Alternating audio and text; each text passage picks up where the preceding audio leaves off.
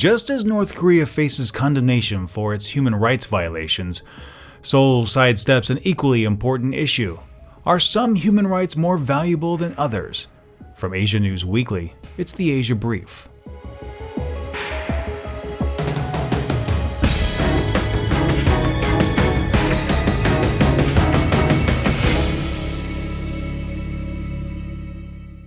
The Seoul Metropolitan Government Sunday announced it was indefinitely postponing the Charter of Human Rights for its citizens after fierce protests from gay rights opponents.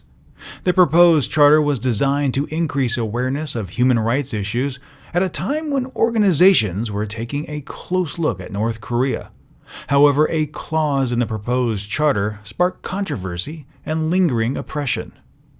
The document stated a person has the right to not be discriminated against based on his or her sexual orientation or sexual identity.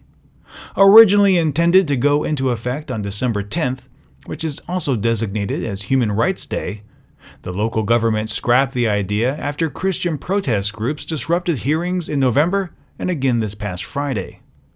180 citizens of Seoul were on the steering committee developing the Human Rights Charter.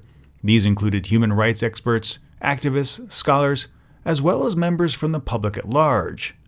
When it was announced the clause in the charter about sexual orientation and sexual identity would be put to a vote as to whether or not it would be included in the final measure, nearly half of the members walked out. Those that did stay and vote approved its inclusion, 60 to 13. In a statement released by the Seoul Metropolitan Government, the city said, quote, "The Charter of Human Rights for Seoul citizens is supposed to be a pact created and enacted by the citizens themselves. Unfortunately, working on this charter has been creating more social conflicts. We would like to take some more time to listen to a variety of opinions from our citizens on this matter." End quote. However, after 4 months, the charter appears to be dead in the water, as the government has no immediate plans to hold more hearings.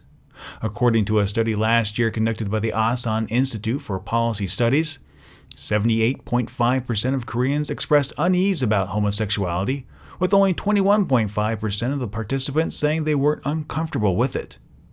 According to a study last year conducted by the Asan Institute for Policy Studies, 78.5% of Koreans expressed unease about homosexuality, with only 21.5% of participants saying they were not uncomfortable with it.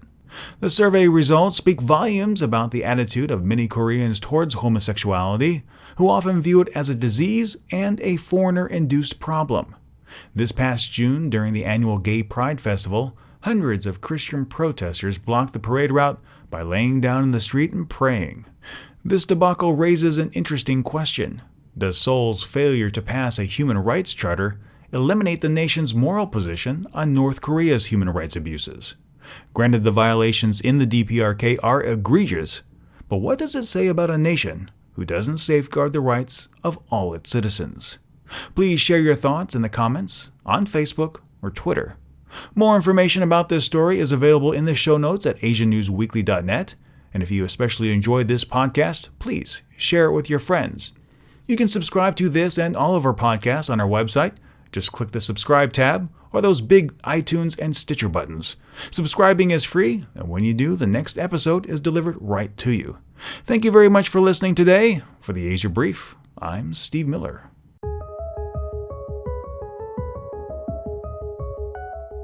The Asia Brief is licensed under a Creative Commons Attribution Non-Commercial No Derivatives 4.0 International License.